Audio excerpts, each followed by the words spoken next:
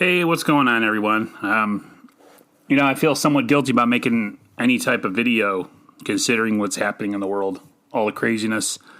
I won't spend too much time talking about that stuff because I know you guys if you actually clicked on this video, don't want to hear about it. But I don't want to come across as tone deaf. But I just wanted to make a quick follow up from a video I did a couple days ago about George Kittle's contract situation. So I listen to and follow a lot of Bay Area people on Twitter and listen to some Bay Area radio, because I'm a New Yorker. I live on the opposite coast. I listen to whatever I can to kind of keep in contact with anything 49ers.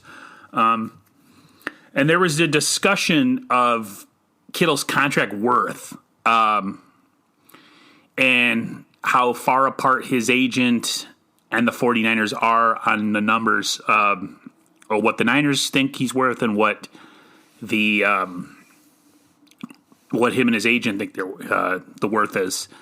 A lot of talk has been that he wants wide receiver money and offensive tackle money, which is around $20 million. I think the highest paid tight end right now in the NFL is making around $10 million, 10.2, maybe close to 11. So Kittle would effectively be doubling that. Listen, he's my favorite player. First jersey I bought. I haven't bought jerseys in a long time because the Niners have been trash, but he was one of the first I bought because I thought he was going to be around a long time, and I hope he is still. When I hear stuff like this, I get a little bit worried, as some fans might. Some fans probably don't even think twice about it. Hey, he's going to be back. We're going to re-sign him, all that stuff. But he's one of my favorite players, or he is my favorite player, him and Bosa. But, how much is he worth? Is he worth offensive tackle money? Is he worth wide receiver money?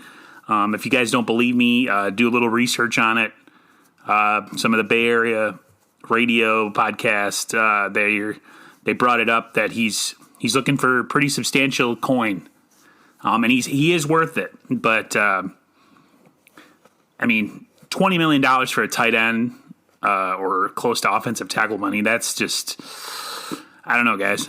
That's a lot, and somebody or somebody's the Niners would have to part with, and one of the discussions was Dee Ford in his contract.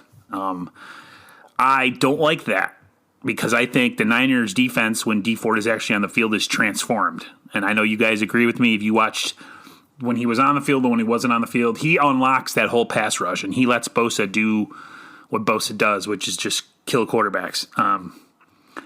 There is a lot of guys coming up on contract years in the secondary. That's also a possibility.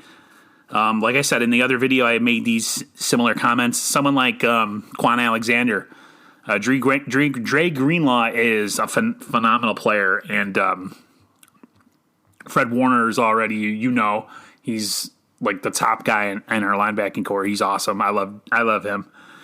You have to look at that position as maybe somewhere where they could part. I just can't see them parting from the pass rush. I just think it's such an integral part of their defense. Like I said, I love Kittle. The Niners would be doing a disservice to the fans and to their organization if they ever let a guy like that walk. If they have to use the franchise on him, they will probably. But you got to pay the guy, and you got to respect the guy for what he's done and how much he loves football and how much he loves the 49ers and his passion, his work ethic, all that stuff. You have to reward it.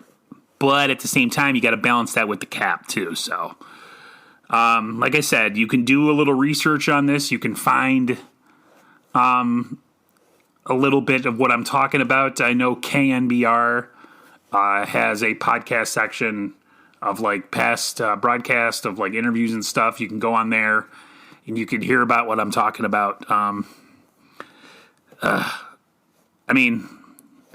taking some attention of what's going on right now. That this is all this is. Hopefully, we have a season. But in the end of the day, it's just football. It's just a game. People's human lives are more important. Like I said, I'm not trying to bash anybody or share too many of my views, but I love everyone. And nobody's above anybody. We're all human beings. And so, with that being said, everybody have a good day, no matter who you are or what you look like. And hopefully I'll talk to you again soon. See ya.